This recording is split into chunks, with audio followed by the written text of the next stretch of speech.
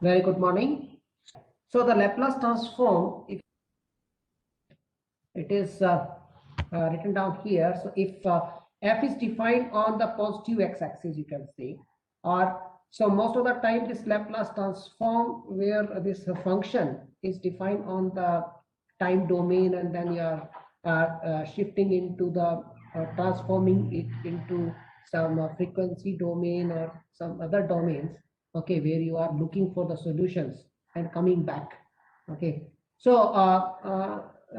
these things, the transform theory is useful in many ways, and you will see at the end the nice application of Laplace transform, at least here, okay, where I mean you cannot, I mean where other methods are not applicable. This they actually so powerful.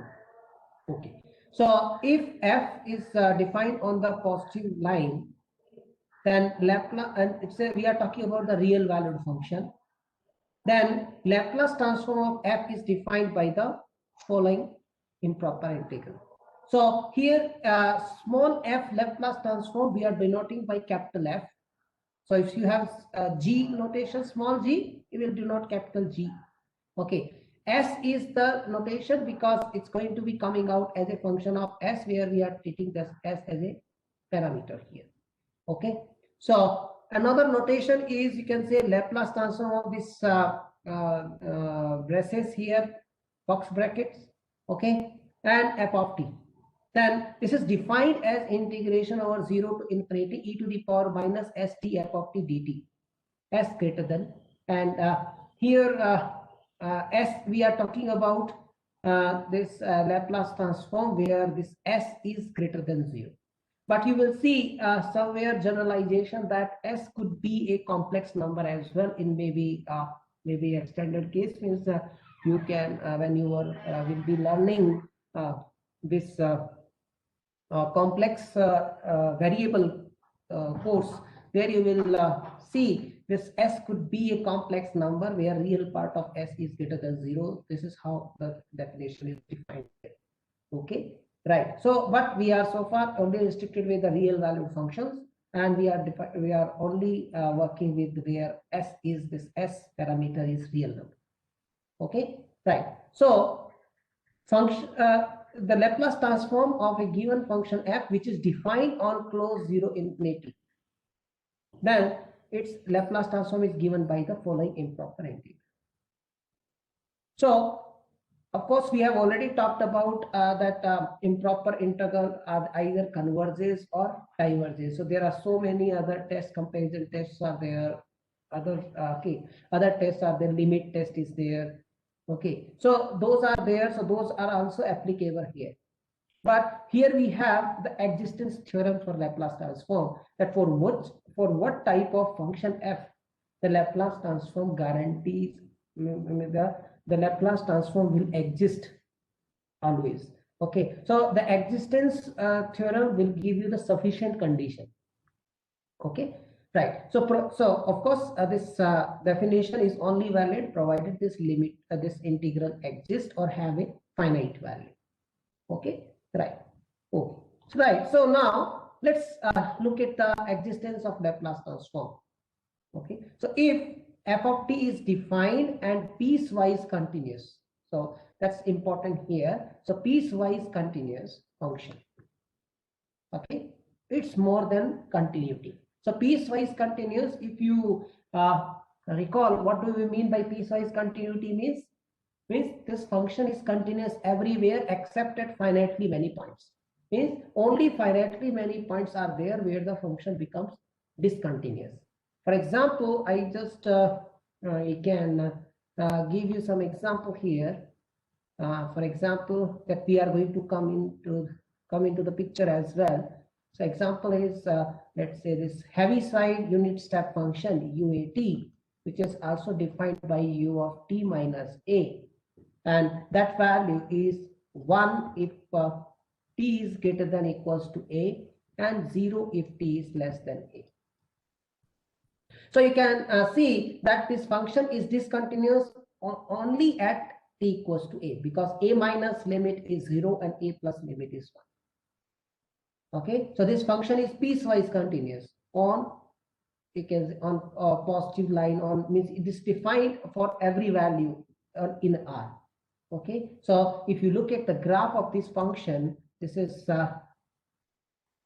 so if you take, say, t equals to 2, a equals to 2, so after 2 this is value is 1, okay, and before 2 the value is 0. Okay, so this is u2t, the graph of u2 of t. Okay, another example, you can take 1 by x. Okay, that function 1 by x over the interval 0 to 1, close 0 1, so the function is discontinuous at 0. That because limit extends to 0 1 by x does not exist at all. Okay, so I hope now it is clear that what do we mean by piecewise continuity. So if a function f is defined and piecewise continuous on every finite interval on the semi-axis, means you take any finite part of the semi-axis t greater than or equals to 0, means we are talking about this t. This is t, and this is your function of t, you can say, or you can say ty or tx. Later on, we will work with y as a function of t. Okay, so what we are understanding by it, this piecewise continuous on every finite interval on the semi-axis. So you take any finite subpart of this, you take any finite anywhere on this semi-axis, means we are talking about t greater than or equals to 0. Okay, if we are talking about the full, means it is going to be minus infinity to plus infinity. So this semi-axis means we are talking about t greater than or equals to 0, over which if you take any part of this, okay, then any finite length interval you take where this is going to be piecewise continuous. So, and is such that this mod ft satisfies the following condition. This condition in words, it is also known as so that I can write f is of exponential order, f is of exponential order k. F is of exponential order k. This will define the order. Okay, means this f of t in magnitude sense is bounded by this following quantity. Okay, right. So where this m and k are some constants. So k could be negative, k could be positive, but m is negative. M is always positive.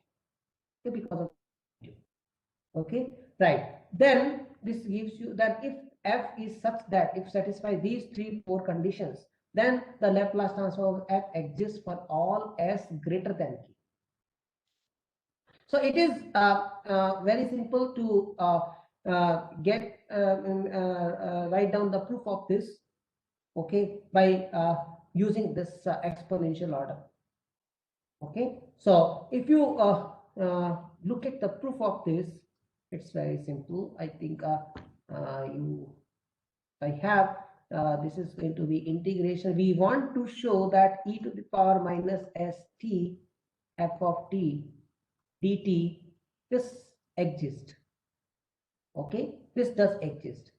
So instead of that, we can work with this e to the power minus st mod f of t. Okay, so this is going to be less than equals to m time e to the power minus st time e to the power kt. That is equals to m time e to the power k minus s. Okay, this is less, this is greater than 0, greater than equals to 0, you can say. Okay, so now this is going to be k minus st, or you can say this m time e to the power minus s minus kt. Now, if you look at the comparison test, this integral, you know, integration 0 to infinity m time e to the power minus s minus k t dt. Yesterday or in the class of Fourier series, we have shown such type of integral that is going to be m upon s minus k.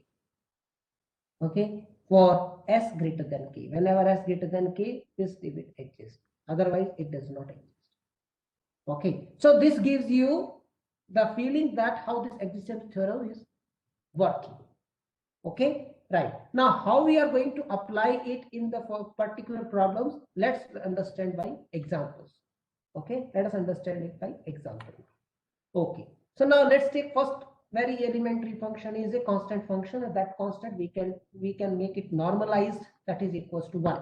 Okay, so f of t is equals to 1 for t greater than equal to 0. So we need the definition of f on the t greater than equal to 0. You can if you want, you can define for t negative as 0. It will not harm anything. Okay, right. So let f of t is equals to 1 for t greater than equal to 0. We want to find out what will be the Laplace transform of it if it exists. So the very first thing, this is a constant function. So this function is continuous for all t greater than equal to 0. Secondly, I want to see what is the exponential order here. So it is of exponential. I'm saying that f is of exponential order 0. F is of exponential order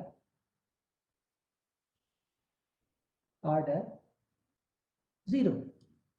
Okay, because 1 is anyway less than equals to m times e to the power kt, where m equals to 1 and k equals to 0. 1 is less than equals to 1. So this inequality is certainly true. That is indeed a equality. So I can write less than equal to as well. That's not a problem because equality sign here. If I write 1 strictly less than 1, that is absurd. Okay, so mod ft is equals to 1 is less than equals to m times e power kt for every t greater than equal to 0, where m equals to 1 and k equal to 0. So f is of exponential order 0. So therefore, existence theorem gives you guarantee that this Laplace transform exists for all s greater than k. So what is k value here is k equals to 0. So for s greater than 0.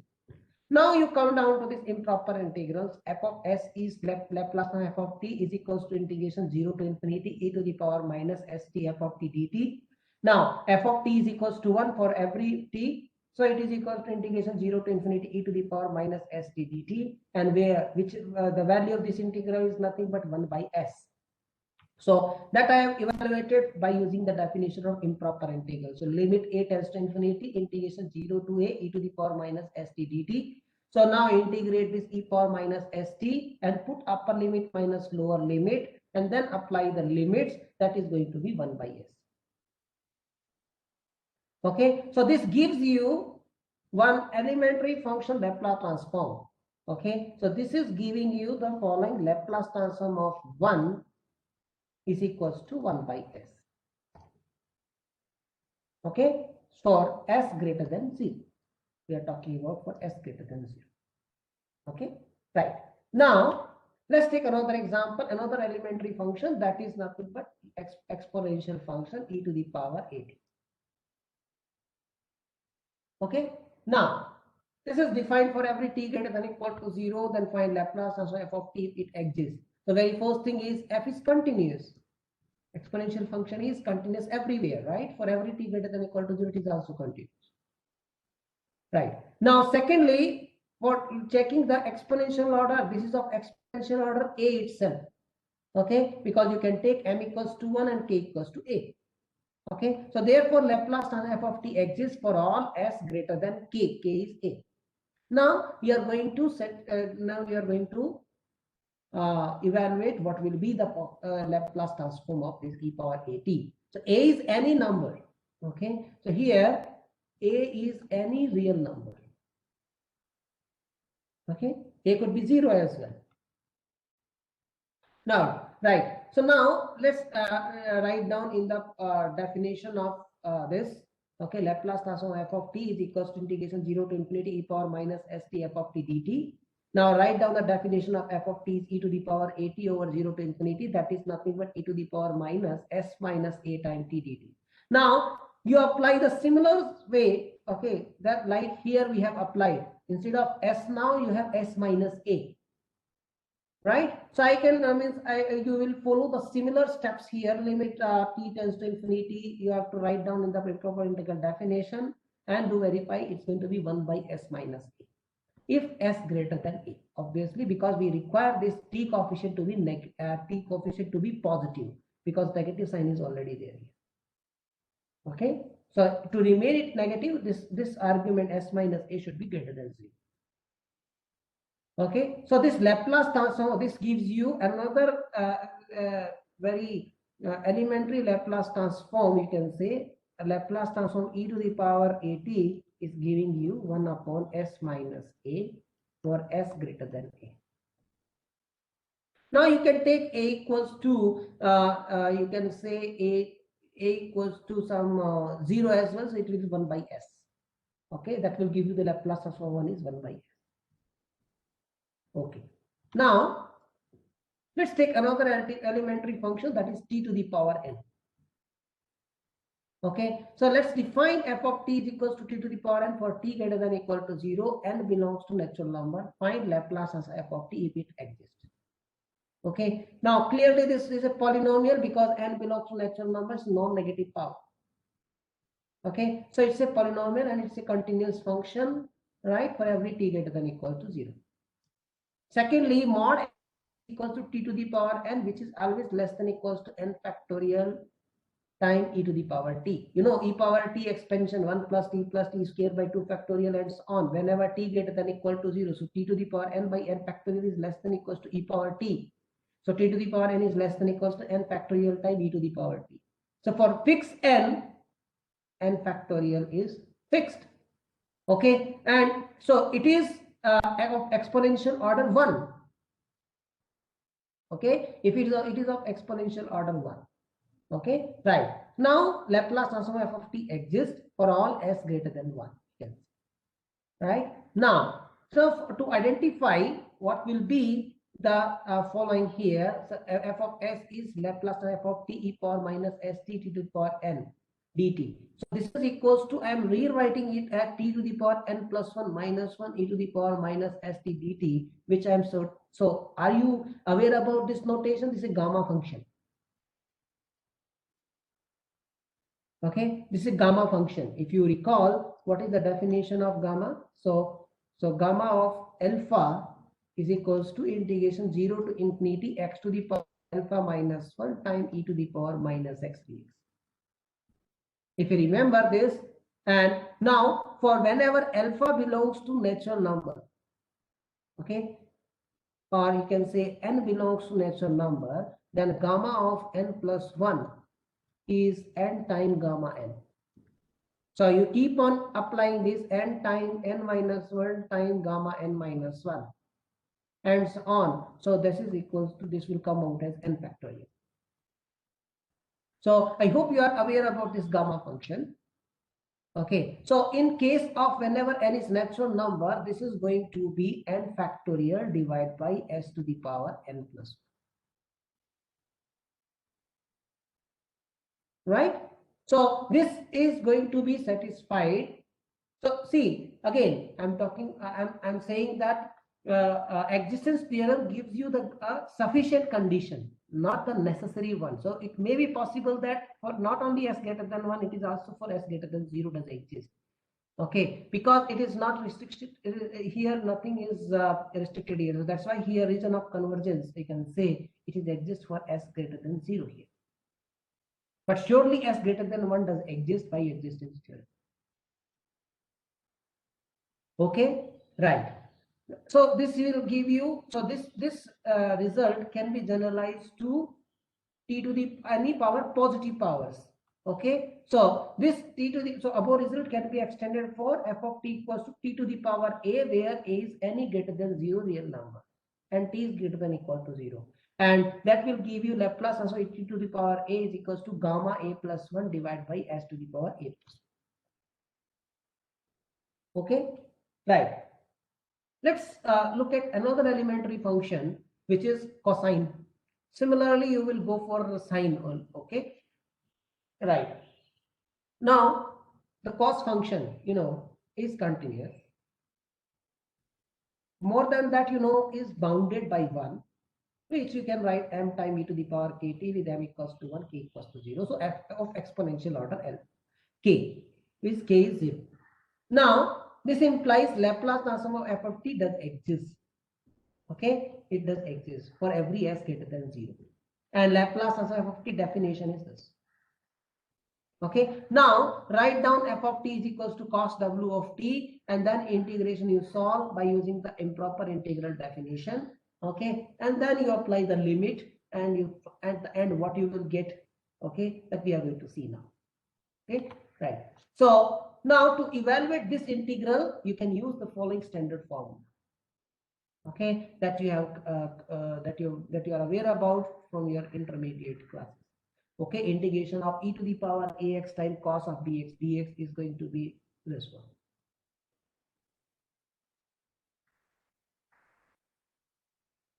Okay, so this is here, instead of b, here is a w. Okay, so this is going to be bx, here b by a. Okay, so let me correct it here, b by a. Okay, right. So if you apply this formula here and substitute upper limit minus lower limit, so that I am leaving it to you. Okay, so then see what I can comment here is, I think I have written here, yes, okay, so once I have substitute upper limit, okay, lower limit is does not involving any v, so as v tends to infinity it will not change. Now only about the first term, so first term I can comment here is that if you left out this e to the power minus sv, suppose you leave it, e power minus sv is into this one, s by s square plus w square times this and so on.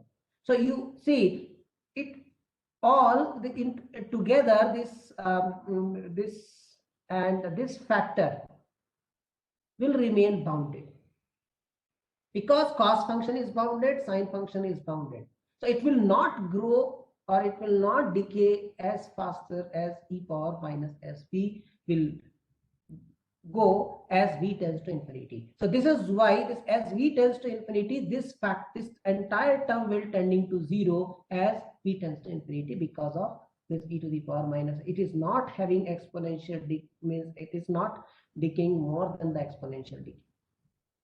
Okay, right. So this is why this will be vanishing as when v tends to infinity. Now, and this term will not change, so it is going to be s by s square plus w.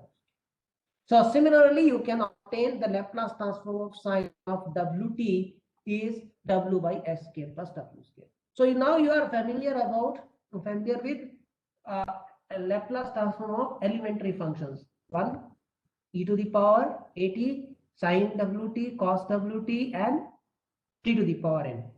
Okay, right. So next, that's here we are talking about is unit step function. So sometimes it is also called heavy side unit step function. So this is unit step function.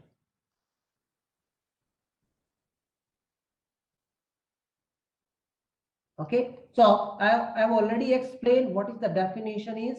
Here is f of t is 1, so uat is 1 if t greater than equals to a, and 0 if t is less than a. So that is clear by the graph. Now we are interested in the whether, so it will satisfy all the conditions because it is piecewise continuous, because it's only discontinuous at t equals to a. Okay, and secondly, it is mod ft is always less than equals to 1. So that is of exponential order with k equals to 0. Okay, so that is all that's already mentioned here. Now, so existence theorem gives you guarantee that the Laplace transform of unit step function does exist. Okay, for every s greater than 0. Now you apply the Laplace transform over this unit step function, apply the definition. Now uat, f of t is uat. Now uat is 1 if t is greater than equals to a, otherwise 0. So limit 0 to infinity, you have a to infinity now, e to the power minus st dt. Okay, right. So now what you do is here is you are going to use the summation. You are going to replace t by t plus a. Okay, so if you replace t by t plus a, what will happen? Okay, if you replace t by t plus a, you will get, so if you use this transformation, t equals to t plus a. So dt is dt, and if t is equals to a, that means the integration, so instead of t equals to t plus a, you can take t equals to some v plus a. Okay, now if t is equals to a, v equals to 0, t equals to infinity, v equal to infinity. Okay, so you have this integral is integration 0 to infinity e to the power minus s time v plus a time dv. Now e power minus as will come out, and what is remaining is Laplace transform of 1. So this is why you will get as e to the power minus as divided by s. Okay, for s greater than 0. So this gives you the Laplace transform of Heaviside unit step function or unit step function. Okay, and you know what is u0 of t? So if you look at back, what is at a equals to 0? That the function we have just started at the first place, f of t equals to 1 for t greater than equals to 0, and 0 if t is less than 0. Okay, and its Laplace transform is 1 by s. Okay, now another important function is Dirac delta function. Okay, so which we are going to see now. So Dirac delta function, which we also have known as impulse function. Okay, so where impulsive force occurs, and you know many applications are there. Okay, where the impulsive force occurs. Okay, like when airplane is landing.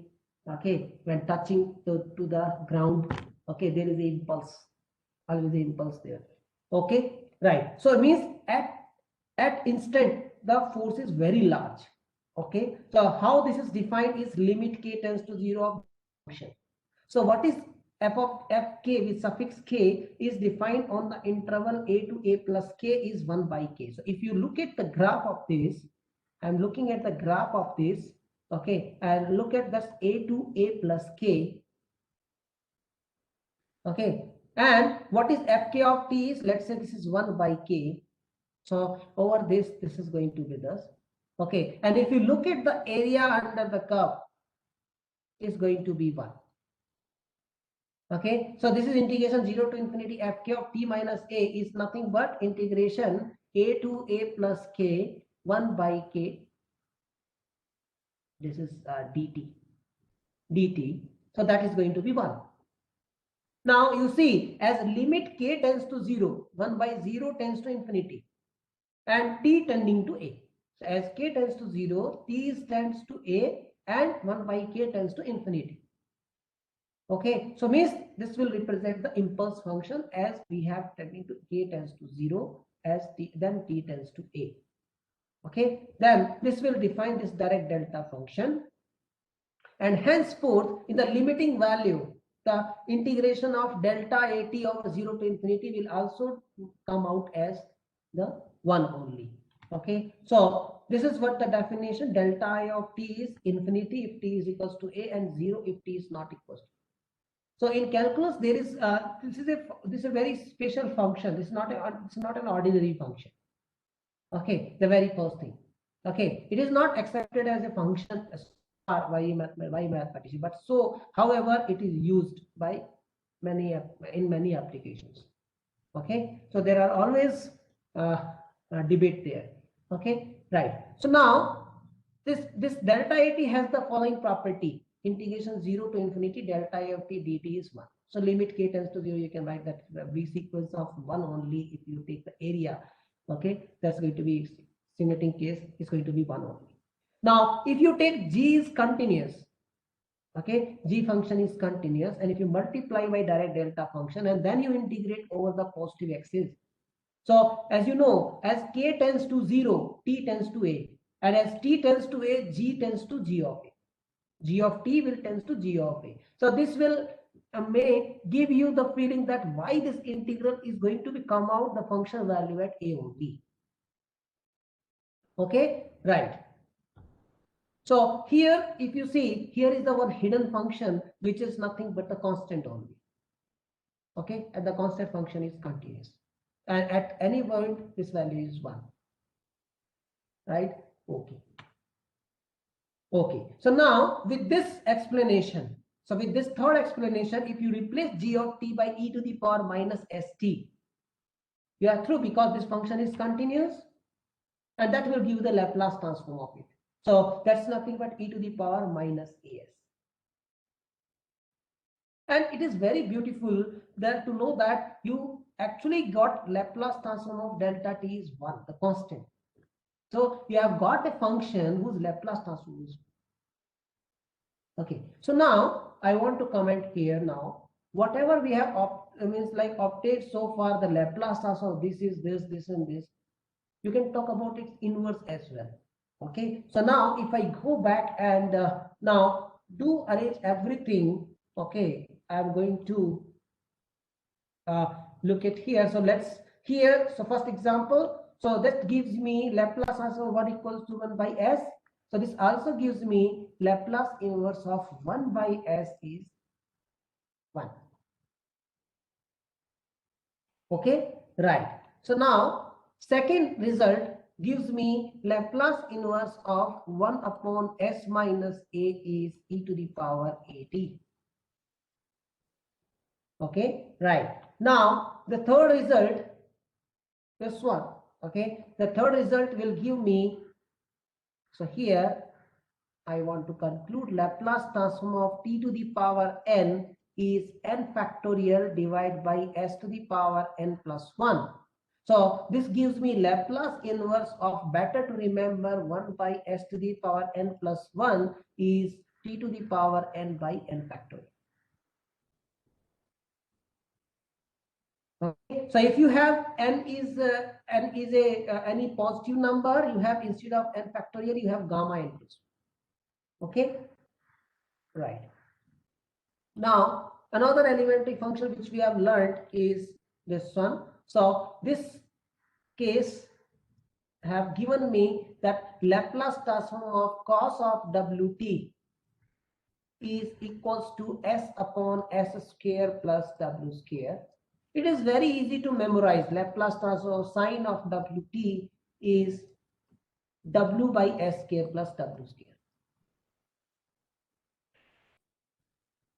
So this immediately given me the inverse as well. So Laplace inverse of s upon s square plus w square. For cos, there is nothing much we are worried about cos wt when we are trying to identify the inverse of it. But for this, for sine case, I have 1 upon s square plus w square is 1 upon w times sine wt. So here you will sitting with the factor. So for the cosine, you have here s. For sine, you have a constant w. It is very easy to memorize once you practice. Okay. Now this heavy side unit step function. Okay. This also gives me Laplace inverse of e to the power minus as by s is equals to uat or u of t minus a. Okay. Right. And then this beautiful function, direct delta function, is also giving me Laplace inverse of 1, a constant, okay, is delta of t. Or you can say Laplace inverse of e to the power minus as is delta a of t. Okay, so far we have learned this many things. Okay, now we are going to mix the things. Means like, suppose you have f of t, means like multiplication of these elementary functions, means like e to the power t into sine t, okay, or t into e to the power t is multiplication by t or multiplication by e to the power at. Okay, so you have some shifting rules there.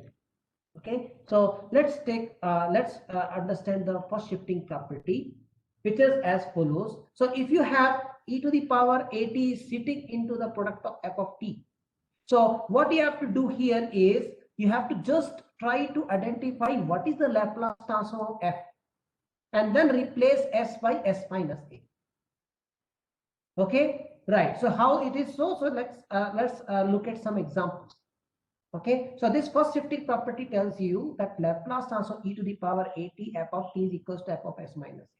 See, going this way, memorizing this way is easy, but it is a very powerful when you are trying to find out what is Laplace inverse of f of s minus a. From here, that is come out as e to the power at f of t. So this gives us a very beautiful thing. Okay, and which is used in many applications. So we are going to use these things very much, okay, in when we are going to solve some differential equations there. Okay, right. So let's try to understand. So this is a here is a proof. It's very simple. You can start with f of s minus a. You know what is f of s? Is Laplace transform f of t. So if you replace s by s minus a there, you will get f of s minus a. And now you arrange everything in a fashion. Okay, in a means right manner. Okay, so then you will get that it's nothing but the Laplace transform e to the power at f of t. It's very simply to follow the simply writing here. Okay, right. So now let's look at one example. Laplace transform e to the power 2t sin t. Let's look at these two elementary functions and product. Now we want to use the previous method only for shifting property. Okay, so for doing so, I know what is Laplace transform of sin t. If you compare with Laplace of sin wt, w by s square plus w square. So here w is 1. So it is 1 by s square plus 1 square. Okay, so 1 upon s square plus 1 square is the Laplace transform sin t. Okay, now you have f of s. So what is e to the power? So here if you compare, with e to the power at into f of t, what is the value of a? That is 2. In this case here, a is 2. Okay, so s should be replaced by s minus 2. Okay, so whatever you have obtained in the denominator, s square plus 1 square, wherever you see s, we replace it by s minus 2. So that is going to be 1 upon s minus 2 whole square plus 1. That is, if you open it up, s square minus 4s plus 4 plus 1 is 5. Okay, now see, going in this direction is rather easy, rather coming from back. Means if you want to recognize what is the Laplace inverse of this 1 upon s square minus 4s plus 5, it is not that easy. Okay, that also we are going to look at. Okay, later, sometime later. Okay, right. Now let's look at one another problem, right? Laplace transform e to the power minus 3t cos 2t. So if you compare, it is a equals to minus 3 and f of t is equals to cos of 2t. And if you recall, what is the Laplace transform cos wt is s by s square plus w square. So w here is 2. So here Laplace transform cos 2t is s by s square plus 4. Now you have your f of s. Now replace s by s minus a. So you are going to replace s by s minus a. A is minus 3. So means you have to replace s by s plus 3. So you replace here s plus 3 whole square plus 4. So what it will be giving you is s plus 3 by s plus 3 whole square plus 4. You simplify it, s plus 3 by s square plus 6x plus some 9 plus 4 is 13. Okay, right. So now I think question will come that whether we have to every time derive this Laplace of cos wt or sin wt. Answer is no. They are elementary Laplace transform, you can take as it is and you can use them as it is in the problems. Okay, you can directly use what is Laplace transform cos wt. You can use that formula. You can use that Laplace e power at 1 upon s minus a directly. You can use Laplace on uat is e power minus as by s. Okay, and so on. So elementary Laplace transform, you can use them directly. No need to evaluate them each and every time. Okay, for a complicated function. Okay, right. So now another shifting property is multiplication by Heaviside unit step function. Means if you have f of t is multiplied by Heaviside unit step function, then what is the Laplace transform of it? Okay, so second shifting property is given here, like something shift is there here. T is shifting. Means t is shift to t minus. Okay, so means second shifting property gives you shifting in t. Okay, second shifting property. And instead of this, now if you look at the first shifting property of first shifting theorem, you have the shifting in s. Okay, this is how you can also memorize. First shifting property is in s, is s by s minus a. Okay, and second shifting property is shifting t by t minus a, shifting in t. Okay, so here what you have to observe is Laplace of f of t is f of s.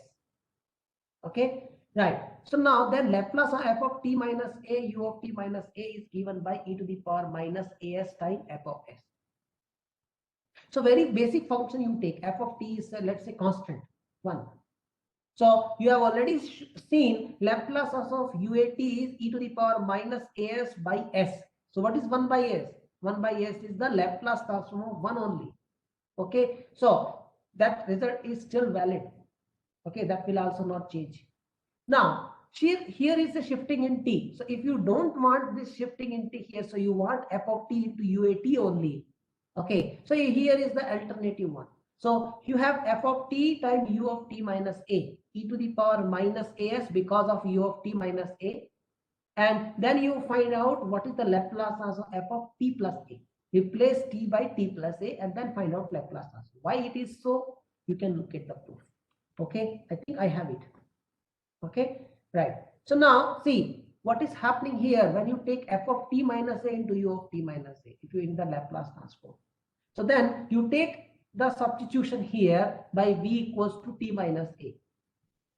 Okay, so because of UAT, this UAT is 0 when t is less than a. So integral limit is from a to infinity. Okay, now replace v by t minus a. Okay, so now if t equals to a, v equals to 0. Okay, and if t equals to infinity, v equals to infinity, you have integration 0 to infinity e to the power minus s times v plus a f of v dv. And that is nothing but the e to the power minus as is here is out, and that the remaining is nothing but the Laplace transform f of t. You can go through the proof in the lecture notes as well. Okay, right.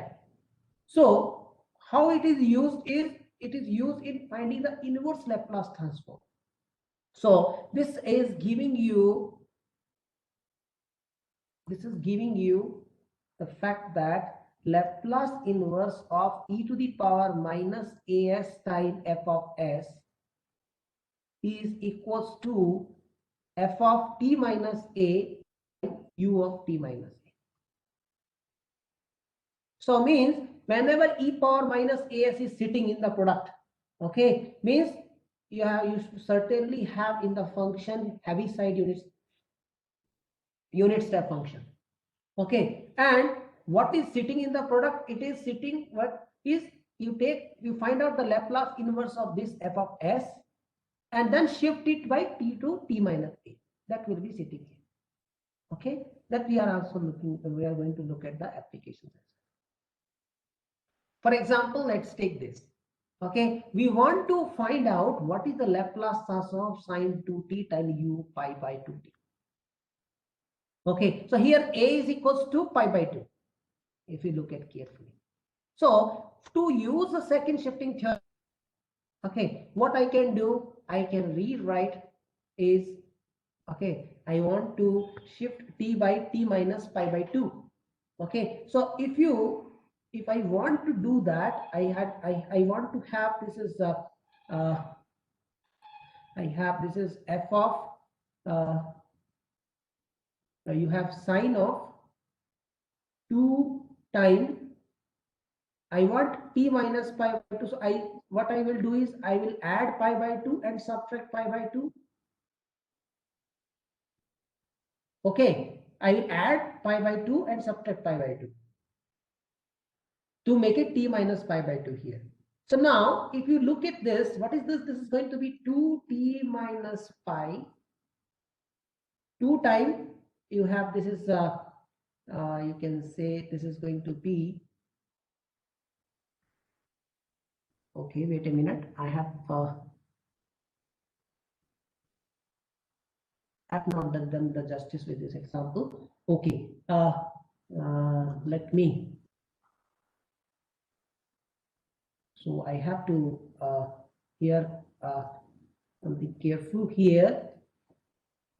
See, I have, this is going to be, I can write sine 2t as this is equals to minus sine of 2t minus pi. Right, you know, sine pi minus theta is sine theta. Right, so now if you take, this is minus sine time 2 is out, you have t minus pi by 2 time u of pi by 2t.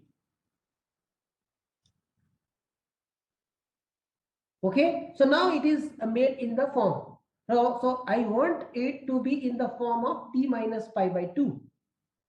Okay, right. So now what I can do is I have, this is now, this, what is my ft now?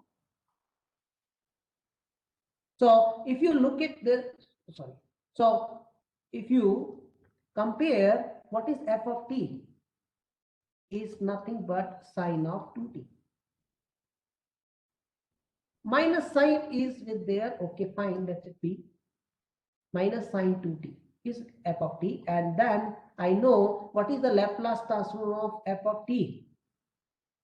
Is nothing but minus 2 by s square plus 4. Right? So this is your f of s. Okay, right. So now what will happen here is f of t is f of s is minus 2 by s square plus 4. So I can apply the second shifting property here. Okay, so the second, okay, let me,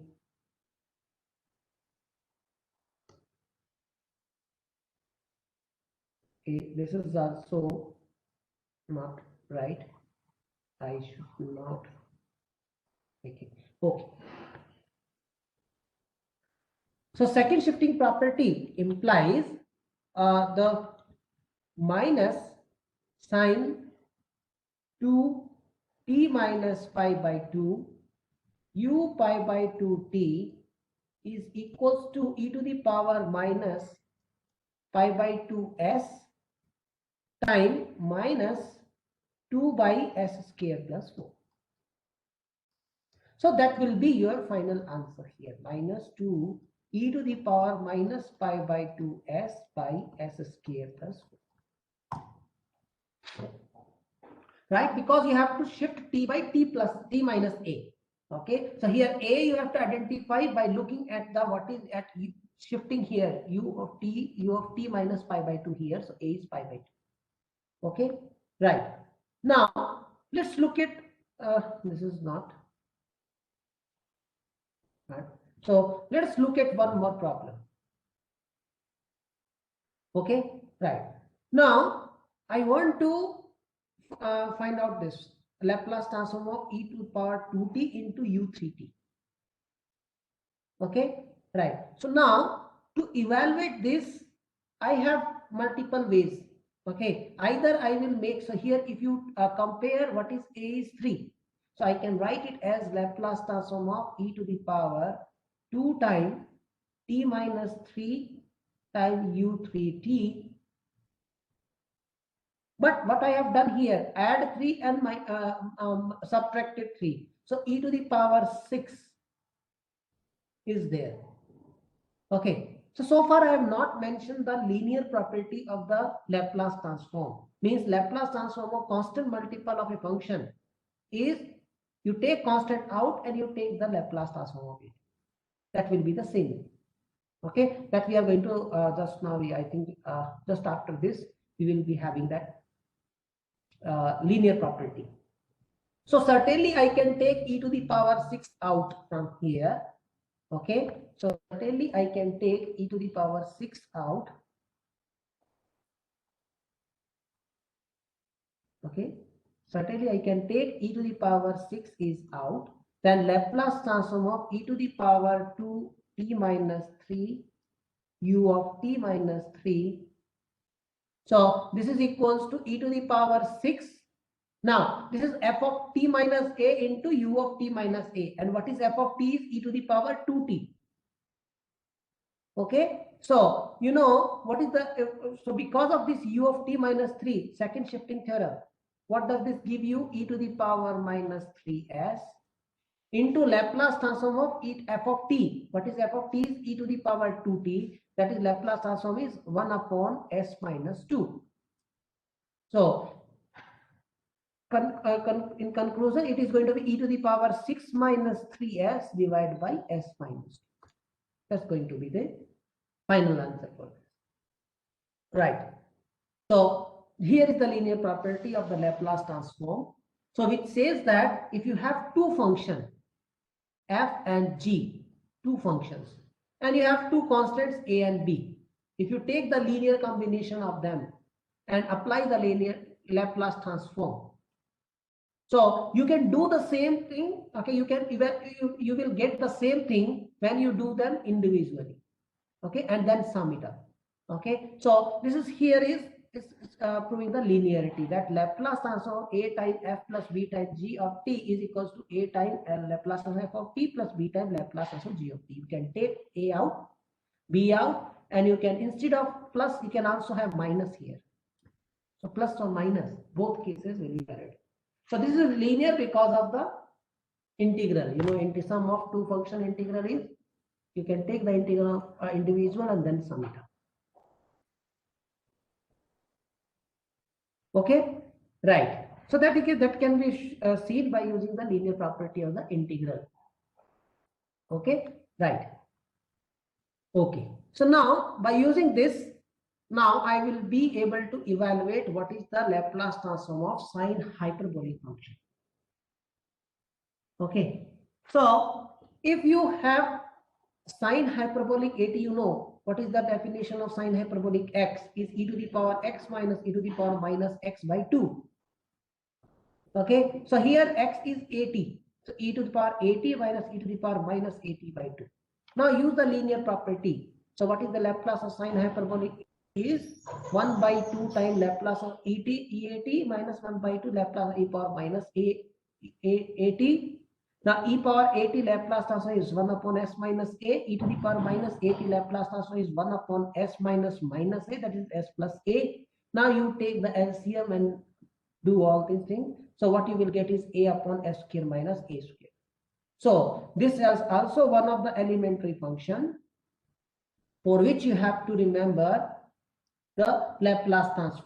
So Laplace transform of sine hyperbolic at is equals to a upon s square minus a square.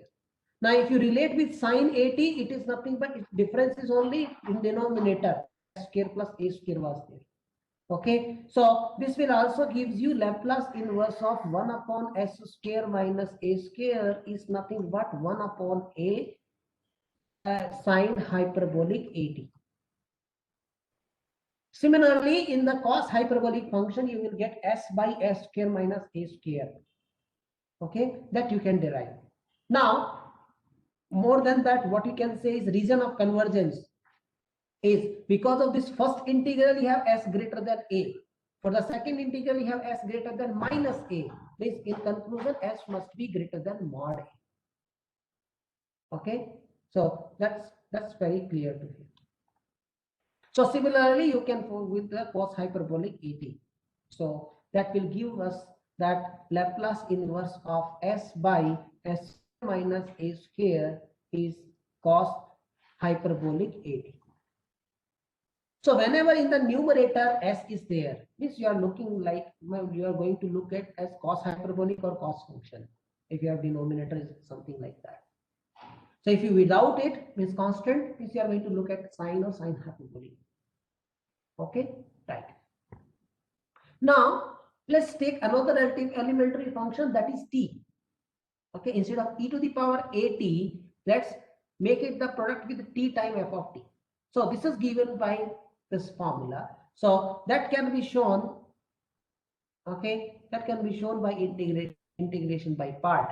Okay, so that Laplace transform of t times, so multiplication by t will lead to the derivative of the Laplace transform.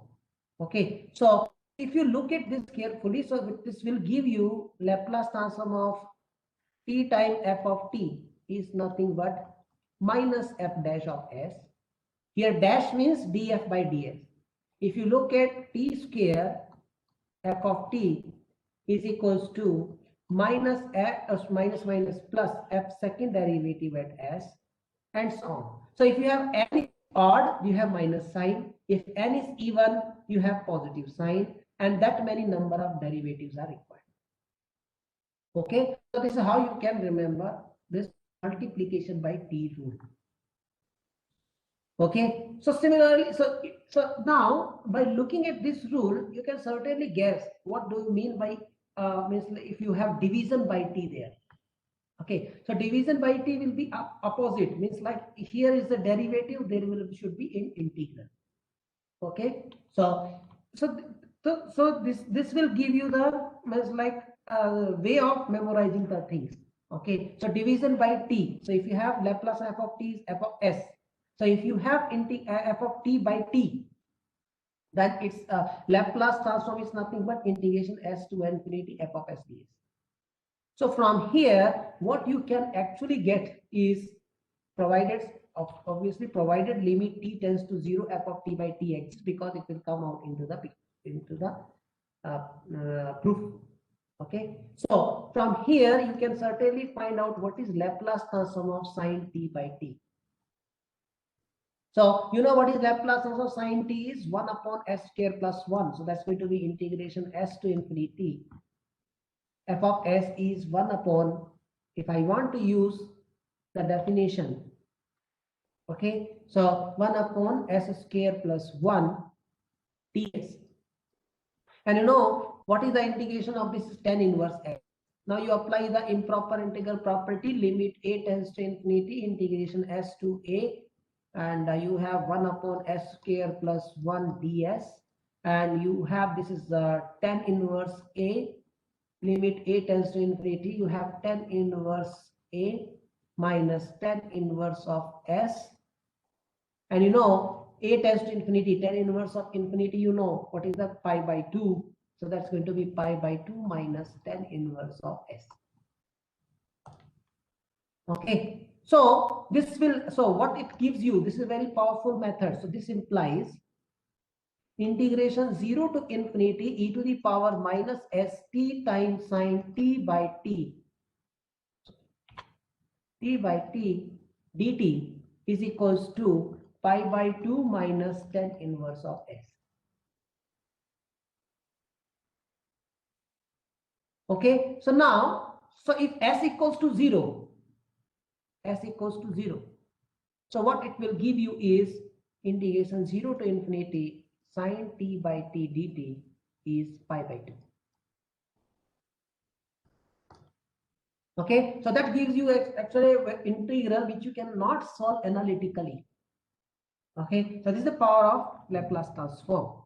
Okay, right. So similarly, you can have s equals to 1, s equals to 2, s equals to 3, and so on. Okay, right. So this is the proofs which you can go through in your when you are revising your lecture notes. Okay, right.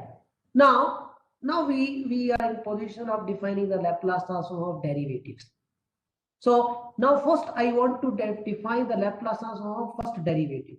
So for first derivative, you should require the function should be differentiable, means it must be continuous. Okay, the very first condition is f is continuous every t, and there so it is of exponential order k. Okay, so the very first condition is the function should be continuous and is of exponential order k for all t greater than equal to 0. Now second condition is f dash, the derivative is piecewise continuous on every finite interval on semi-axis t greater than equal to 0. The second condition is the derivative should be piecewise continuous at length interval on semi-axis. Then you can certainly use the product rule, okay, to identify the Laplace transform of derivative. So that is nothing but is going to be s times f of s minus fx0. So you can take this as first function, this is as second function. So first function as it is, integration of this is f of t, and if you apply the limit, then this is, since this is of exponential order k, so this will tends to 0 as v tends to infinity. Okay, whenever s is greater than k. Okay, and as at t equals to 0, it is f of 0. It is all, so this is why this f of 0 is with minus f of 0. Here it is going to be plus s time integration 0 to infinity power minus st f of t dt is nothing but f of s. So this is the formula for Laplace transform of first derivative. So now you can now generalize this to second derivative. So second derivative you can write in terms of first derivative formula, then first derivative you can keep on applying. How? You can see just now. So this is there. Okay. Now for the second derivative, so the conditions are similar. F and f dash are continuous and satisfy this mod f t is and mod f dash t is less than or equal to this, means the both exponential order k, and f double dash is piecewise continuous on every finite interval on the semi-axis t greater than or equal to 0. Then Laplace transform f double dash of t is s square f of s minus s f at 0 minus f dash at 0. So you can see the pattern here. So you have start second derivative means s square you're starting with. First derivative means s power. Okay. So I am going to write the general one. Okay. So here you can see one thing, that if you are going to apply this Laplace transform of f double dash of t, you know that Laplace transform of f dash of t is s time f of s minus f at 0. Okay, I'm going to use that. So this is going to be s time Laplace transform of f dash of t minus f dash at 0. First I will apply because f for f dash now. Okay, because okay, now this is going to be s time. What is Laplace f dash of t is s time f of s minus f at 0 minus f dash at 0. So this is going to be s square f s minus s f at 0 minus f first derivative at 0. So if you recall, this is nothing but s time Laplace transform of f of t minus f at 0. Okay, so if you one time apply integration by root parts, you will have f dash of t and f dash of 0. So you will have here s time Laplace of f dash, because second derivative is the derivative of first derivative of time, and so on. Okay, so I'm writing down the general formula. F nth derivative of t is equals to s to the power n f s. I'm starting with this. N matches with the nth derivative. Then what I will do is I will make the power decrease, s minus n minus 1, sn minus 2, and so on. Last one is minus s minus 1. Okay, now what are the coefficients? You are going to start with f at 0, f dash at 0, and so on. So s coefficient will be fn minus 2th derivative at 0, okay, minus fn minus 1th derivative at 0. Means your derivatives are increasing. F at 0, f dash at 0, f second derivative at 0, and so on, fn minus 1th derivative at 0. And s powers are decreasing. And there is no change of sign, all are with negative sitting. So it is very easy to memorize in this way. But what I found. You may find another way maybe, but this is the easiest way. What I found is going to be memorized. Okay, right. So there it will be plus. Pardon? In last second line, by mistake. No, this is minus. Yeah, there is minus. Yes. This is minus. This minus. Okay. Yeah. Yes, sir. So this is the same way we have written for nth derivative case. So f to n minus 1th derivative continuous, and all of r of exponential order k.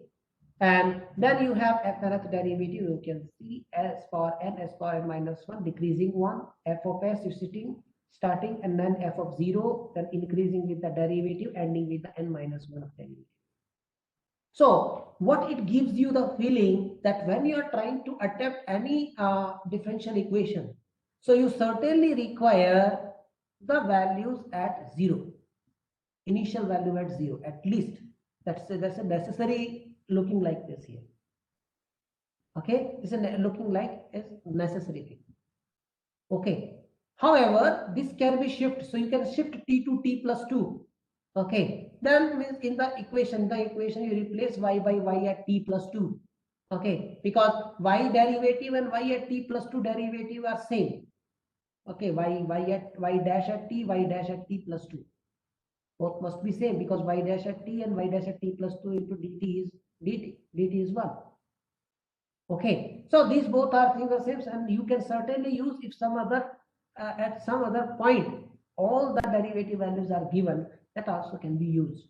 Okay, that we will see late. Okay, right. Now let's look at the Laplace transform of integrals. Okay, though it is going to be, I think it is going to be mix up everything, integrals and derivative and all, but let's once go through all the rules. Okay, and I hope I'm trying to make a way how to memorize that. Okay, Laplace transform of integrals means you have the integral of the form this, means we are talking about this special type of integrals, integration 0 to t f of u du. Okay, I'm talking about this. So when you have when you are working with the derivative, you have seen s was sitting in the product. Okay, now in the case of integral, you can see that is going to be sitting in the denominator.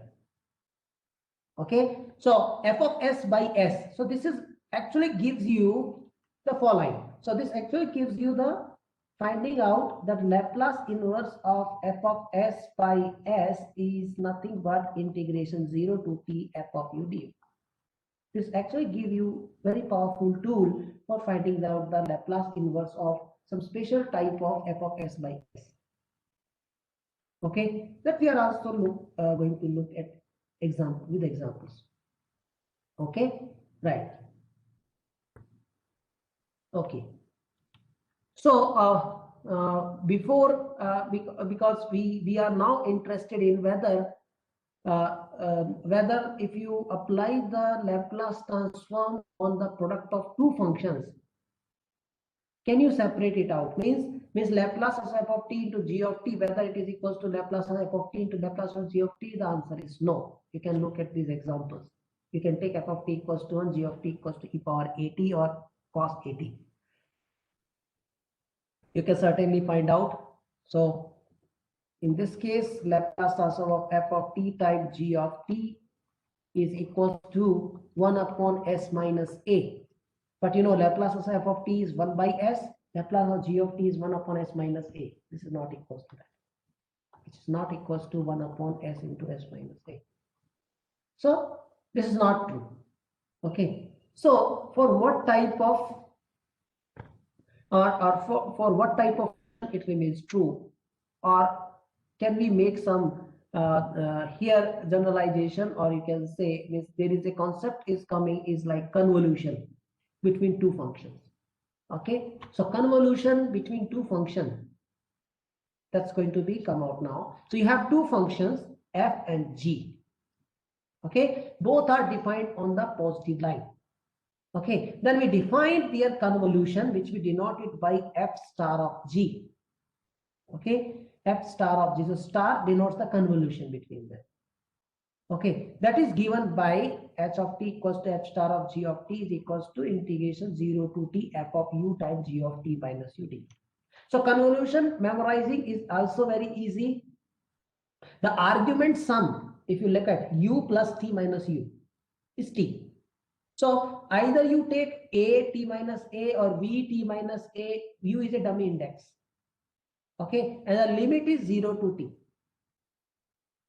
Okay, right. So now, and what is the nice thing about it is it is irrespective of function f or g, means instead of means in argument in f u, means you can use f of t minus u into g of u du. So both will integral will be the same. That you can use, that you can do as an exercise.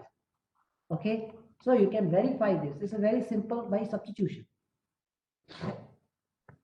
Okay, this can be done by substitution, very simple. Okay, and this makes our life easy. Okay, right. So why it is defined convolution here is because the Laplace transform convolution of two functions is come out as a product of their individual Laplace transform, and this is going to be very useful in many applications, you will see. Okay, right. So Convolution theorem gives you that if you have f and g two functions which satisfy the condition of existence theorem, then their Laplace transform exists, and the Laplace transform of convolution of two functions is nothing but Laplace transform of their individual functions and then take their product. Okay, right. So let's I think I have an example now.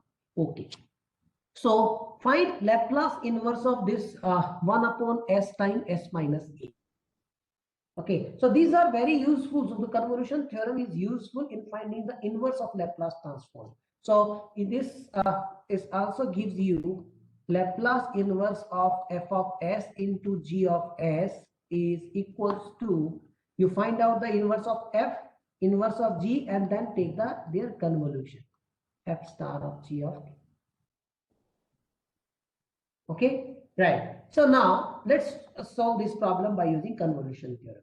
Now you can see, you can compare with, you have this Laplace inverse of f of s into g of s. So what is f of s? That is up to you. You can decide 1 by s minus a is f of s and g of s is 1 by s, or I have chosen f of s is 1 by s and g of s is 1 by s minus a. And for both cases, I know what are the Laplace inverses. Okay, so Laplace inverse of 1 by s is 1, that is f of t. I'm just denoting it by f of t.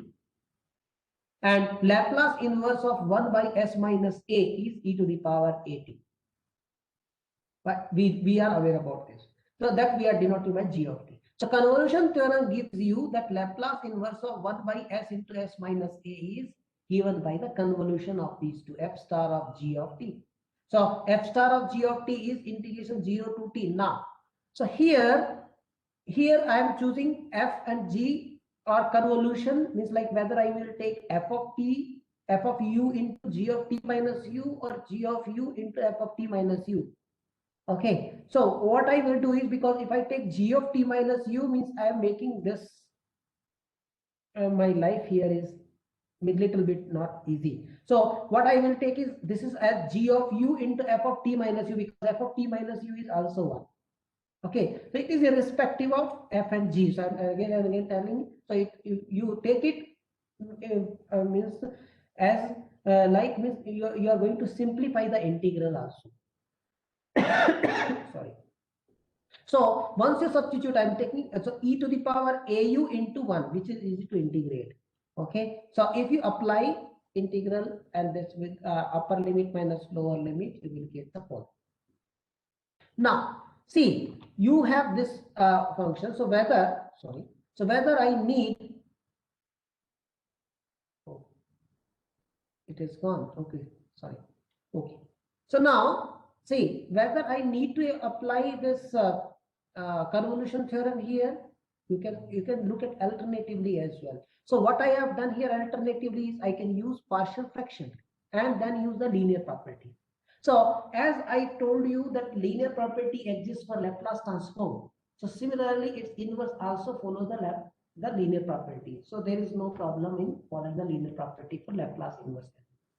Okay, right. So now by using the partial fraction, you know what is, how do you write 1 by s into s minus a? You write a by s plus b by s minus a, and then find out what are those a and b constants. Okay, so I have found out this a is here is 1 by s minus a is 1 by a and 1 minus 1 by a times s. Okay, so that you can work it out. Okay, now to find out Laplace inverse of this, I will apply this here. So 1 by a times Laplace inverse of this minus 1 by a times Laplace inverse of 1 by s. Now Laplace inverse of 1 by s minus a is e to the power at. Laplace inverse of 1 by s is 1. So it is so simple if I apply the partial fraction. Okay. Now another way, I think I don't have here another way. What you can do is you can treat this as also f of s by s. Okay, and you know what is the inverse Laplace transform of 1 by s minus a is e to the power at. Okay, so you will land out to the same integral here. Okay, so if I know Laplace inverse of f of s by s is equals to integration 0 to t f of t, f of u du. Now what is f here is Laplace inverse of f of s. What is f of s is 1 by s minus a. So that is nothing but e to the power at. E to the power au du, you will get the same integral. Okay. Now, can I say here now, if I have here s square, suppose I have here s square, what I can do? I can do here double integral. If you have s power 3, you have 3 time integration and so on. So you can use as well as a rule. Okay, right. Okay. So now let's look at one more example. If Laplace inverse of 1 by s into s square plus 1. So you can look at here, sorry. You can look at here Laplace inverse of f of s into g of s. So I have taken f of s is 1 by s and I have taken g of s is 1 by s square plus 1 comfortably, for which I know what are their Laplace inverse. Okay. Now, Laplace inverse of 1 by s is 1. Laplace inverse of 1 by s square plus 1 is sin t. Now, I will choose what will be my comfort for this convolution integral. So, because I know convolution theorem implies Laplace inverse of this f of s into g of s is nothing but the convolution between these two functions. Okay. So, I will take g of u times f of t minus u. Okay. So, f of t minus u is 1 and g of u is sin u. Okay. Right. So if you apply this 1 minus cos t. Now here I have used alternatively the partial fraction. Okay, so I can use this partial fraction as well. 1 by s minus s by s square plus 1 if you write it in the by using partial fraction. So you know this Laplace inverse is 1. No, this Laplace inverse is cos, because s is sitting in the numerator. So this is very easy to analyze that. It's going to be in form of cosine. If it is not here s here constant only, it's going to be in sine form. Okay, right. Okay. So here I have also explained the alternative that Laplace is f of s by s. So that is in the same way. Let's now explain. Not going to this. Right. So now here let's make it more complicated. So Laplace inverse of 1 upon s square into s square plus w square. Okay. So now there are two ways again. You can use the partial fraction.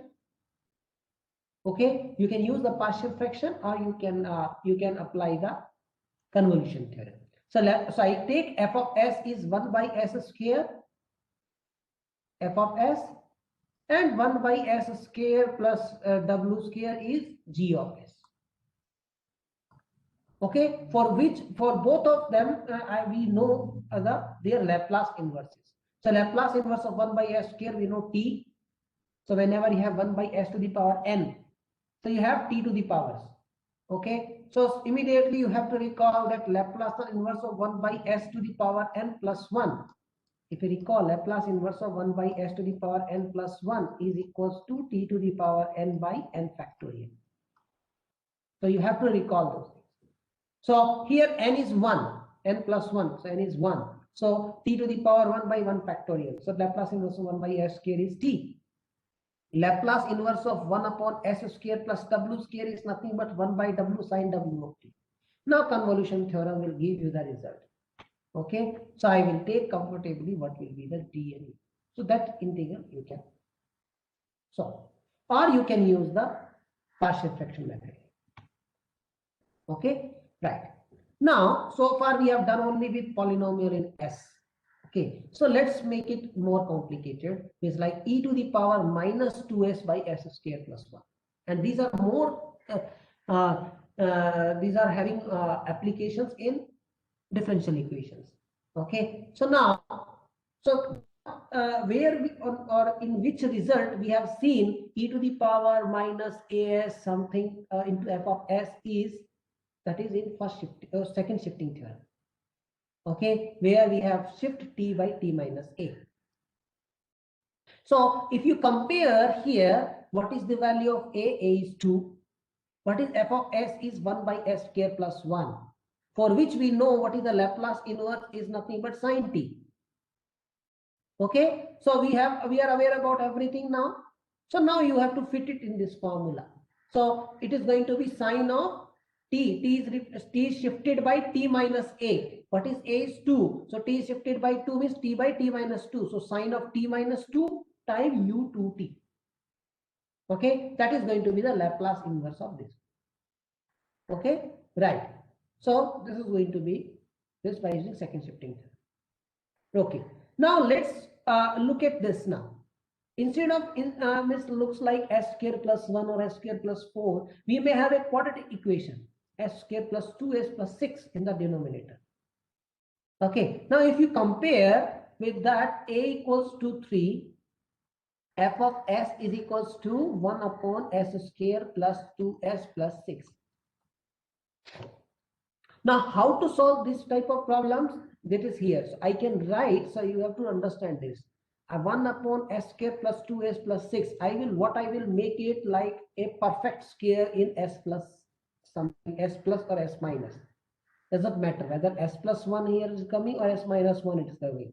So we have to make a denominator is type of s minus a whole square or s plus a whole square plus some constant. We have to make it. Okay, for a quadratic equation we are telling about. So I can certainly write out as s plus 1 whole square plus 5. I hope you are agree with it. Now this treat it as like some g of s plus 1. Of s plus 1. So see, there is a shifting in s by s minus minus 1. So whenever you are trying to go for shifting in s, means you are going with the first shifting theorem.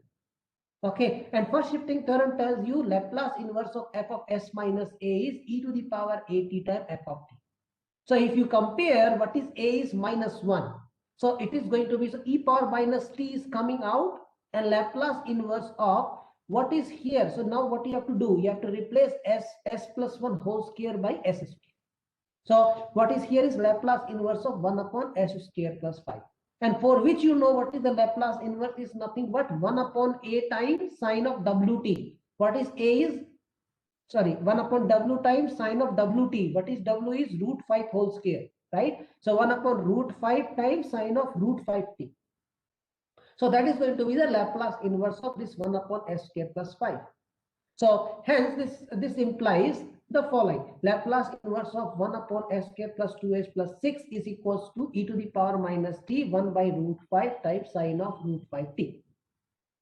Okay, so what is this? This is nothing but f of t. So this is f of t. Okay, this is what you are trying to investigate. Okay, right. So now you apply the second shifting theorem. So u of t minus a was 3. So u of t minus 3, and you have to shift t by t minus 3. Means you have to replace everywhere t by t minus 3. So like here, I have written down here t by t minus 3 minus time t minus 3 sine of root 5 times t minus 3. Okay, so that will give you the final Laplace inverse of given function. Okay, so you need to be careful. Okay, because means you are trying to identify the inverse Laplace transform. So here multiple type of shifting theorems may be used. Both shifting theorem may be also used. Okay, let's take one more example. Okay, right. So if you compare what is a value, a is pi by 2. E to the power minus as we are talking about. Okay, not e to the power as. A is equals to pi by 2. What is f of s is 1 upon s square plus 3s plus 2. So as I told you previously, to solve for finding f of t inverse transform of this, what we need to have in denominator is quadratic equation in s. What you have to make it like s plus a whole square, right? And plus some constant square. So what I will do, to make it perfect square, so I have this c. You have to see the coefficient of s, that is 3. So divide by 2, okay, 3s, divide by 2, add that square minus subtract that square plus 2. So that will give you 1 upon s plus 3 by 2 whole square, plus this is going to be 9 by 4 plus 2. So this is going to be minus 1 by 4. Okay, so this is how you have to proceed, okay, to find out the Laplace inverse. Let's see here what is happening. So I have already have here the things. So shifting theorem will imply this so and so, that we have to see. Okay, so as told you, you have to make it perfect square, whether plus or minus here doesn't matter. Here also plus or minus doesn't matter. Okay, so first job is to make it like s plus a whole square, s minus a whole square, plus some constant or minus some constant. Okay, now treat this as f of s plus 3 by 2. Means shifting in s is there, you can see. See, constant, see, you can see the numerator. Numerator is a constant. Okay, so there is no problem, because constant also you can treat as a function of s plus 3 by 2. Because you can write s plus 3 by 2 to the power 0. Okay, so that will not make any trouble here. Okay, but if you have, instead of constant in the numerator, if you have s here, then you have to be worried. That we are also going to see, okay, soon in the applications. Okay, or means in ODE case. Now you treat this as f of s plus 3 by 2. Okay, so now you can see s is shifted by s minus 3 by 2. So you can use the first shifting theorem and write e to the power minus 3 by 2 t into Laplace inverse of replace s plus 3 by 2 by s square minus 1 by 2. And now you can recall this is going to be 1 upon s square minus a square. Okay, and that is something like hyperbolic function, sine hyperbolic, because numerator is constant. Okay, so it is going to be 1 upon a sine hyperbolic at. So what is a is 1 by root 2 whole square here. Okay, so that you have to work out. So that is going to be 1 by root 2, 1 by root 2, 1 upon 1 by root 2. So that is going to be root 2 e to the power minus 3 by 2 t times sine hyperbolic t by root 2. So that is going to be, now you can apply the second shifting theorem here now. So here you have applied the first shifting. Now you have applied the second shifting. So you have to shift t by t minus pi by 2, because it is here a is pi by 2. Okay, right. Okay, now let's look at this problem. Okay, this problem will not have any way to directly work with it. Okay, I can't work with it with this problem directly. I have to have some other alternative. Okay, so see, I am interested in finding f of t of this Laplace inverse if it exists. First thing. Now, if you look at this, if I call it this as f of s, okay, then I will look at it f dash of s. Okay, if I look at f dash, if I differentiate it, what I will get? One, so you can differentiate this. You have this natural log, you know, ln log m by n is log m minus log n. Apply this. Now differentiate, what you will get the following. Now you can see that Laplace inverse of f dash of s can be easily evaluated. You can easily evaluate the Laplace inverse of this. And you know, f of t and Laplace inverse of f dash of s are related. So where you have seen the derivative of f is multiplication by t. If you see the integration of capital F means you are going to division by t. Okay, so if you recall, Laplace transform of t times f of t is nothing but minus f dash of s. So this gives you Laplace inverse of f dash of s is nothing but minus t times f of t. Okay, and what is our aim is to find this f of t. Okay, right. So this will give you, so we have, I've already notified here. So Laplace inverse of this so and so, that can be evaluated. So this is, see, this Laplace inverse of this is nothing but 2 times cos wt. This is minus 2. Okay, this is going to be minus 2 here. Okay, so this is going to be 1 minus cos wt. Okay, now minus t times f of t, so you can multiply, you can divide by t both sides, and what you get is the following. Okay, right. Not only that, you can have one more example. Find the Laplace inverse of tan inverse of s.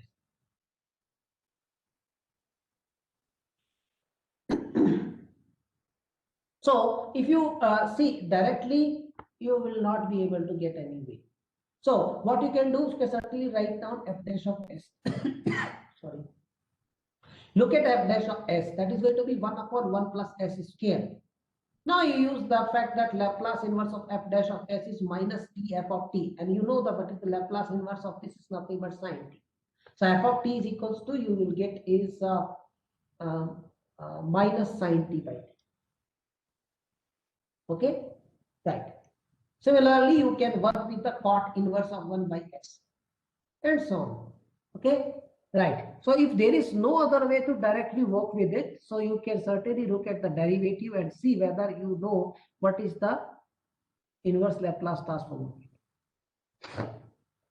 Right. So now at the end, what is important is now Laplace transform of periodic function. So if you want to define the Laplace transform of a periodic function, you are going to use the property that the function is periodic with period, let's say t. Okay. So this formula will come immediately once you look at this. So Laplace transform of f of t is given by this formula. Now you can break down this integral between 0 to p, p to 2p, 2p to 3p, and so on. Because this function is periodic with period p.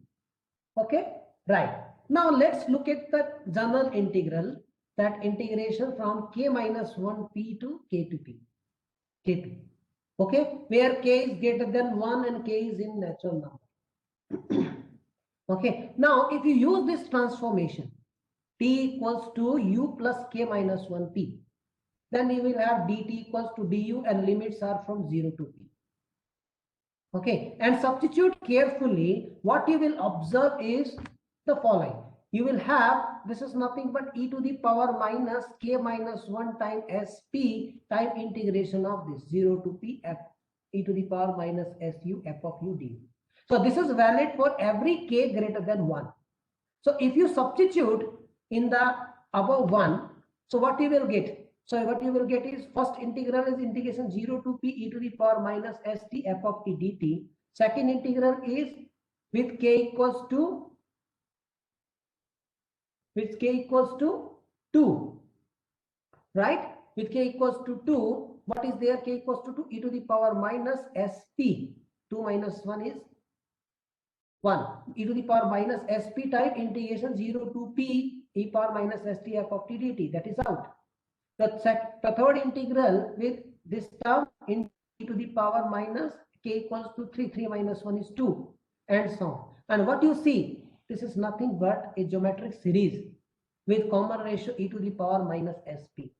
An infinite series with sum, 1 upon, so it is going to be a upon 1 minus r. So a is 1 upon 1 minus r is e to the power minus sp times this. And this integral is easy to evaluate. So this is how you will relate the periodic functions. Okay, right. Okay. So now let's come to our final business, that how to solve differential equation using Laplace transform.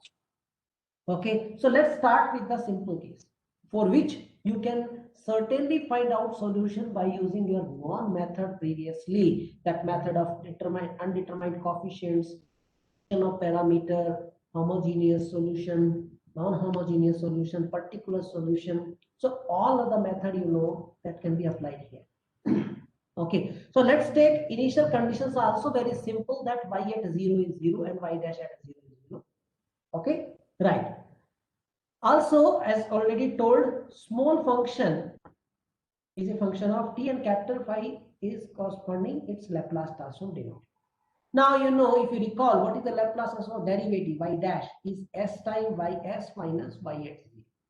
What is Laplace transform y double dash?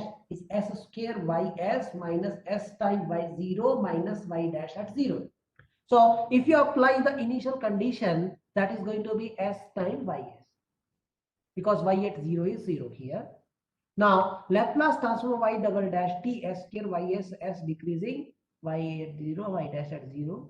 So this is going to be s square times y at s.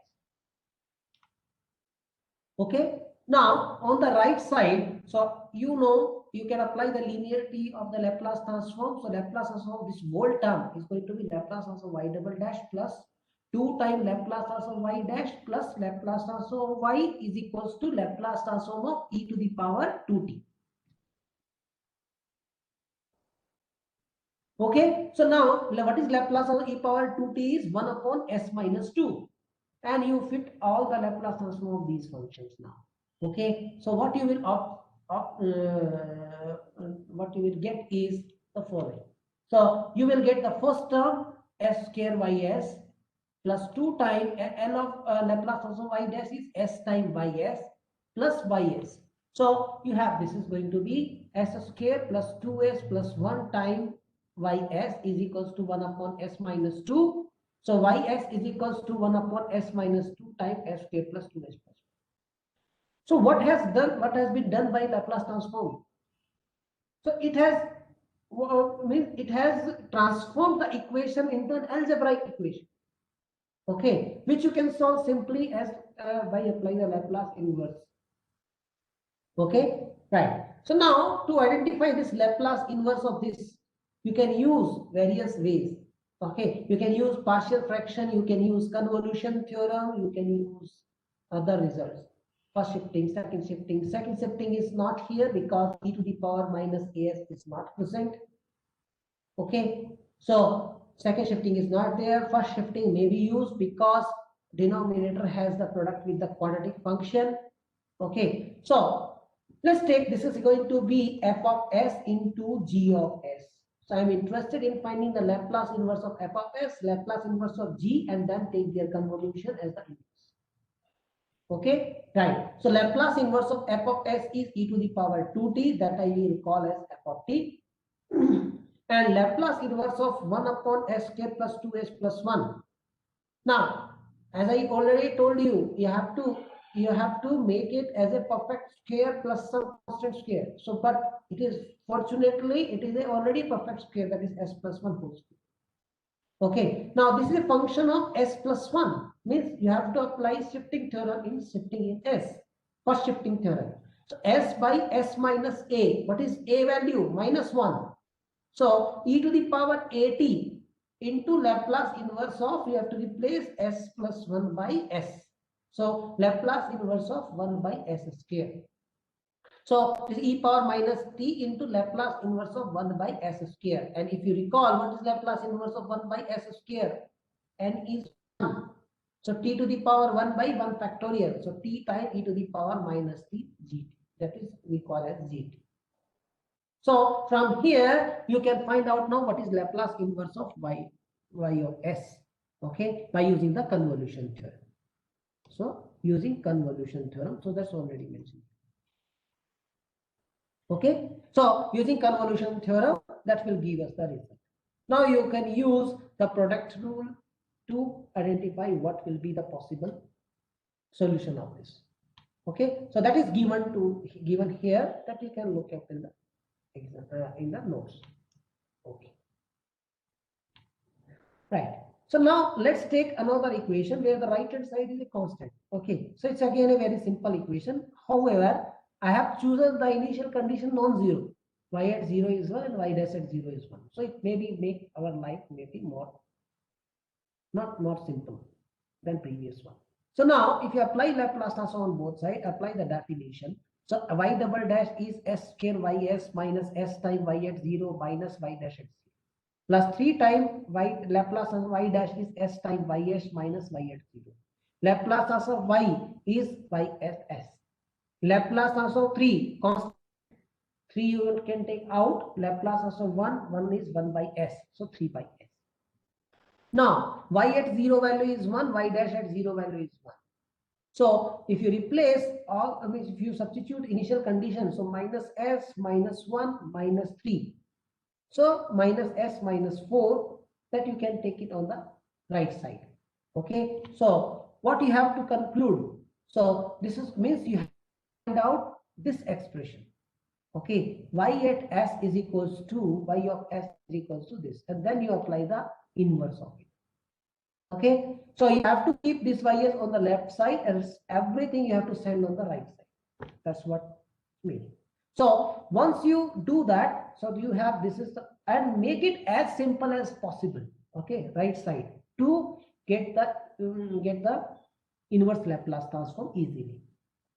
Okay, now you can now have the ways to find out the Laplace inverse. So Laplace inverse of this plus this is Laplace inverse of this plus Laplace inverse of this. Okay, right. So now Laplace inverse of this we are integrating 1 upon s into s square plus 3s plus 4. So you can use various ways now, again partial fraction, first shifting theorem, and so on.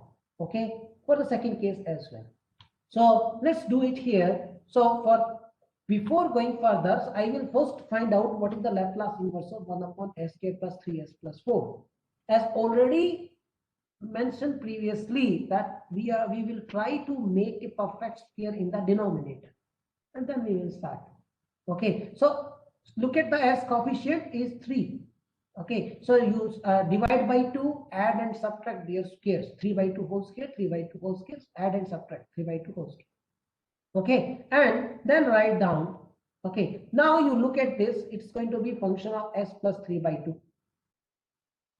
Then use first shifting theorem, e to the power minus 3 by 2t, Laplace inverse of 1 upon s square plus 7 by 2. And now you can look at this. See, if you have plus sign here, sine function, cosine function. If you have minus sign here, hyperbolic function. Okay, and if you have the numerator constant, means sine. If your numerator is a function of s, means like also s into, then it is a cosine. So you can look at this, then we can feel it. Right. So I can now solve this out. I will give you few steps here. So s plus 4 by this. So what I will do, I am doing parallelly in the numerator as well. What I am doing is denominator I am making as s plus a whole square plus some constant square or minus some constant square. Similarly, whatever I am making here s plus a whole square, I am also making here s plus a function. So for doing so, what I will do is I will make add and subtract 3 by 2 in the above, because I'm going to make it as s plus a whole square, means s plus 3 by 2. So s plus 3 by 2 minus 3 by 2 means plus 4 minus 3 by 2. So this total will be function of s plus 3 by 2, so that I can use first shifting theorem directly. So if I use first shifting theorem, so that allows me to write e power minus 3 by 2t, because a is minus 3 by 2. Laplace inverse of, then replace s plus 3 by 2 wherever you see by s. S plus 3 by 2 you have to replace by s. Okay, right. Then you can work with now. So you have, this is now s by s square plus root 7 by 2 whole square plus 5 by 2 by s square plus root 7 by 2 whole square. So for this case, you have cosine function. You have, for this case, you have 1 upon a sine of at, that function. Okay, so that you feel it. Okay, by looking at the notes.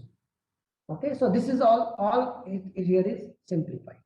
Okay, now for the first case, what you are having is 1 upon s time, right? So you can treat it as f of s by s, right? So you can take integration 0 to t f of u du. That result also you can use. Okay, so this is here is I have used Laplace inverse of f of s by s is equals to integration 0 to t f of u du. So that I have used. And then y of t is nothing but f of t plus g of t. Okay. Now let's look at this example now, where the right hand side is now difficult to address when you try to recall your method of undetermined coefficients, variation of parameter, and so on. There you have not seen such type of functions on the right side. Moreover, you have not seen the periodic functions also there.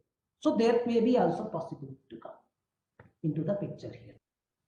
Okay, so that there this Laplace transform is very special now. Okay, so this is why, because this also solves the problem when you have instead of heavy side unit step function, if you have direct delta function also, the problem can be solved only by using the Laplace transform. Okay, there is no other way, so that's why it's so powerful. Okay, so now apply the Laplace. So now you know everything about the Laplace transform. So you can apply the definitions of on Laplace transform on both sides. So we get so and so.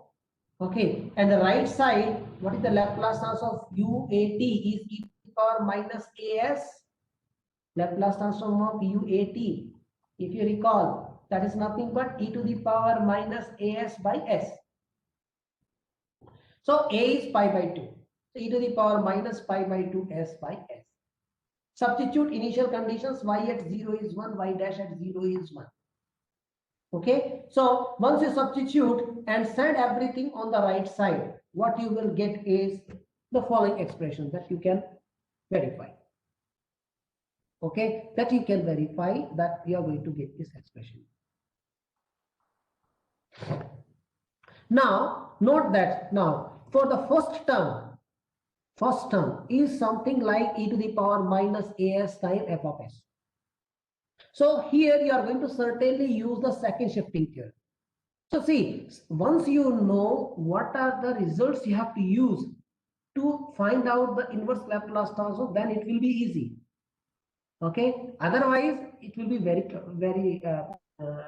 much difficult.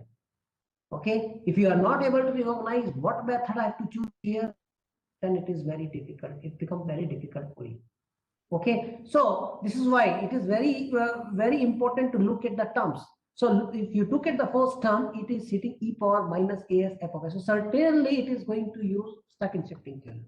Second thing, if you look at the denominator, it involves a quadratic equation in S. Means you are going to use somewhere first shifting theorem. So okay, and at the most you are going to use the convolution theorem because it is like 1 upon s into s plus 2s plus 4 is. Okay, right. So keep in that mind. So now if you use the second shifting theorem, suppose 1 upon s times s square plus 4, s square plus 2s plus 4, that is inverse is 1 f of t, then you can use the second shifting theorem. So you find out what is the Laplace inverse of 1 upon s into s square plus 2s plus 4, that you will call as f of t. Okay, and that you shift by t minus pi by 2, and that's going to be solved. Okay, right. So here is a solution also given to you. So for doing this job, I have taken the help of partial fraction.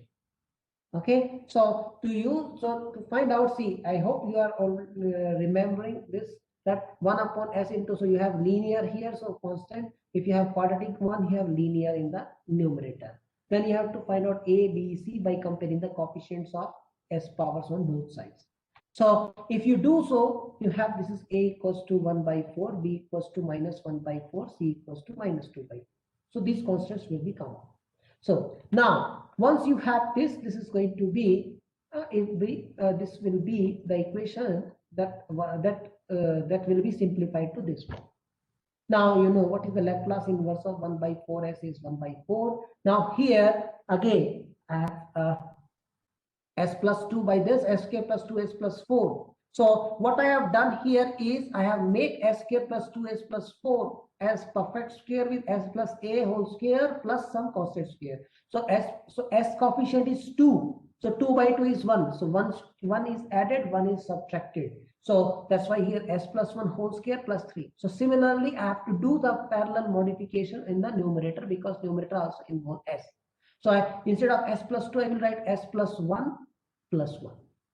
Now, when you apply the first shifting theorem, means tells you that e to the power minus t will be sitting outside. Laplace inverse of replace s plus 1 by s, now s plus 1 by s square plus 3. Okay, now it is easy to apply the inverse Laplace transform on the entire inside one.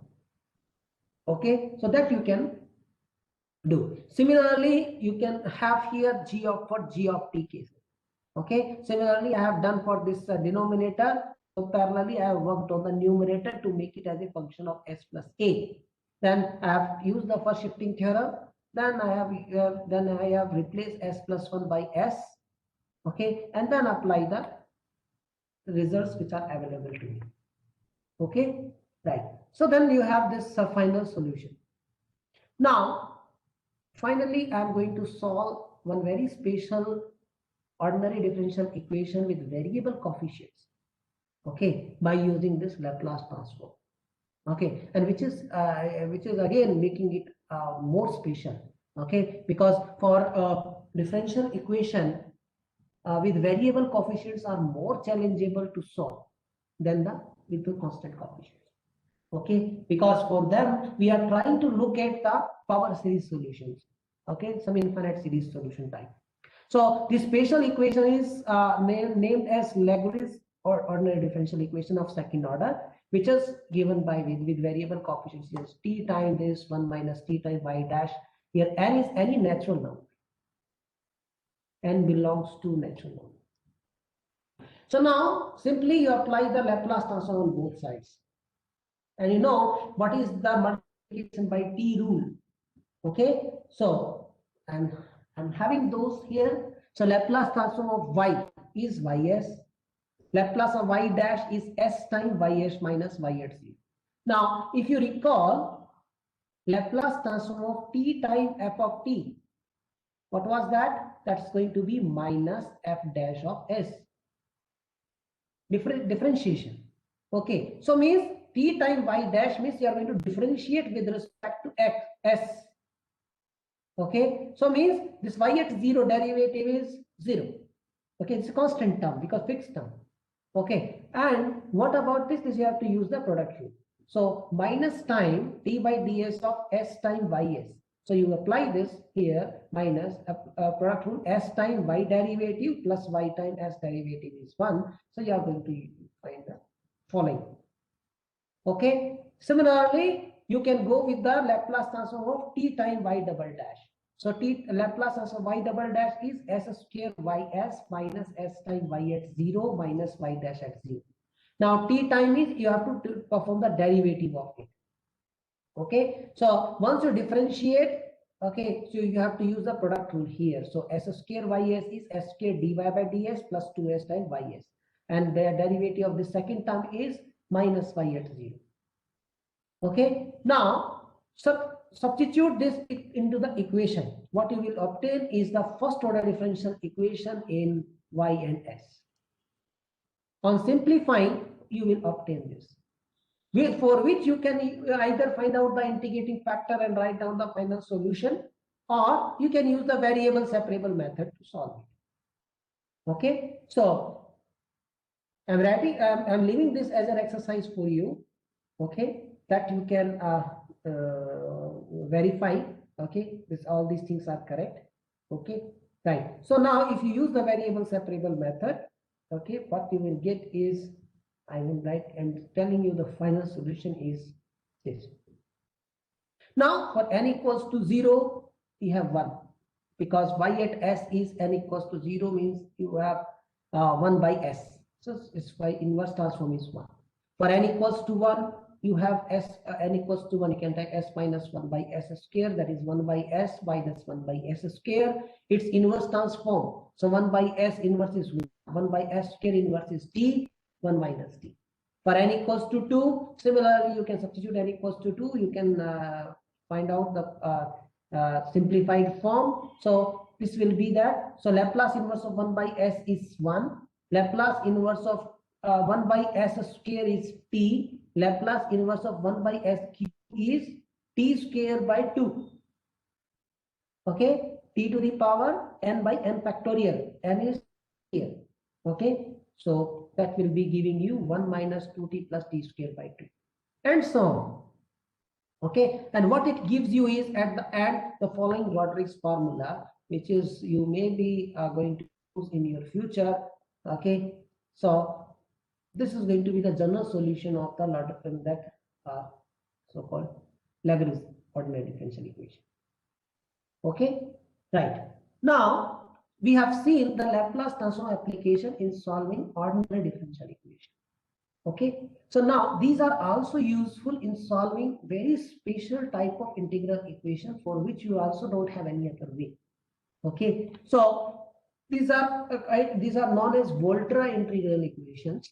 Okay, these are also going to be used in some means if you are going to look at some computational techniques, if you are going to work with some ICT applications or communication applications, there will be these equations will going to form a very important role.